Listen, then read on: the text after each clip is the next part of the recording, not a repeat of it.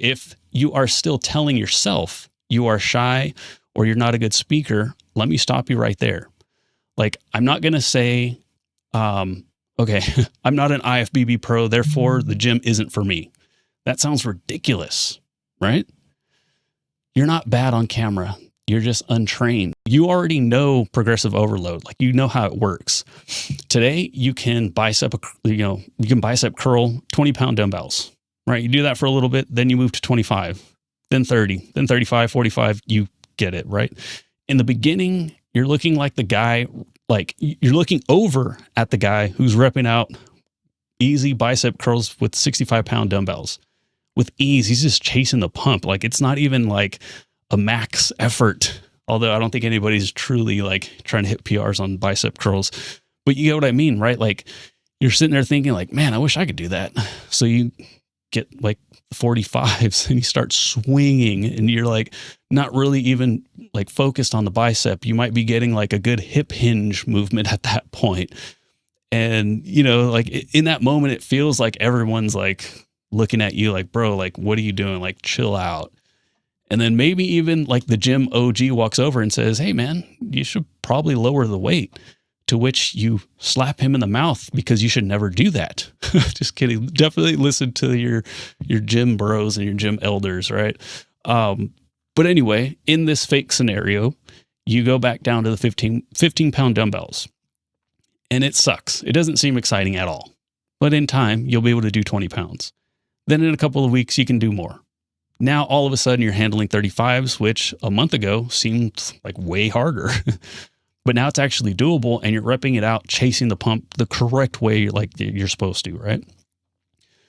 The camera is the exact same thing. We think we need to be Joe Rogan on day one. But here's a fun thing to do. Go back and look at the early days of the UFC, because that production sucked. No disrespect. I love Joe Rogan. I love the UFC. But that version of Joe and the UFC was not polished at all. It was really bad, and it was live on TV. But we forget about all of that because we only see the results that we see today. And we love watching it. We tune into the big fights. But if you look back at the beginning, like, it was really rough. But today it looks freaking incredible. Everybody starts with those same 15-pound dumbbells. Everybody starts with that same awkward phase of being a little bit shy on camera. So I don't like doing this. I don't like giving out homework because I genuinely think it's a little cheesy. I don't know.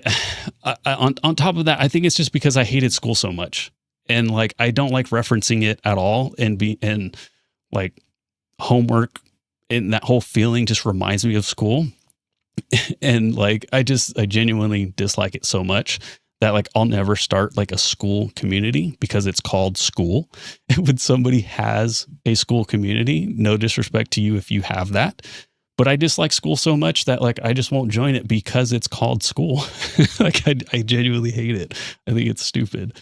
But anyway, let's try this as just a practice.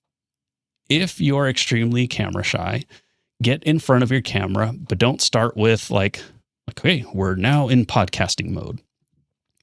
Just hit record and talk about your day to your podcast avatar, right? Whoever your imaginary listener is, speak to them like it's a conversation. Hey man, so today at the gym, this thing happened. And then naturally transition into, okay, so about staying consistent in the gym. And then your podcast officially starts, right? So what that does is it sort of breaks the ice between you and your camera. You get over that weird slow start, and then you get into your content. And if you like it enough, you can easily actually turn that practice into actual content because you're the expert. And I promise you, whatever ramble like that you just recorded is good enough to publish and like actually change someone's life. So please do me a favor. Don't just set it all up and like stage a podcast. Actually just hit record and then see what you get. Get those awkward reps in without the pressure of calling it official content. The faster you can get through like at least 10 of those weird recordings, like get those under your belt and like way out of the way, the faster you're going to get better at like the whole process, and the faster you're going to start seeing actual progress. I went from literally unable to speak into the microphone on Mark Bell's Powercast. Again, this was before I was ever officially a part of it. I went from that to hosting interviews with elite coaches at the Silverback Summit. No co-host, nowhere to hide, just great conversations on camera. That only happened because of the reps that I have gotten in, not talent. Trust me, it is not talent. I promise you, you right now, in whatever form that you are right now, you are better than me because you're the expert. You actually have the chops required to talk into a camera for an hour straight, literally just talking about like how to lose fat or how to gain muscle, whatever it is, you're going to crush it. So if you're telling me still if you are still telling yourself you are shy or you're not a good speaker, let me stop you right there. Like, I'm not going to say, okay, I'm not an IFBB pro, therefore the gym isn't for me. That sounds ridiculous, right? You're not bad on camera. You're just untrained. Okay. And something else I want you to get in the habit of is adding yet. This is from my buddy Kevin.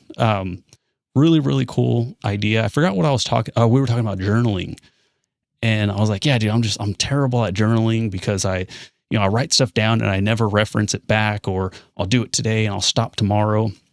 It's a practice I really want to get into.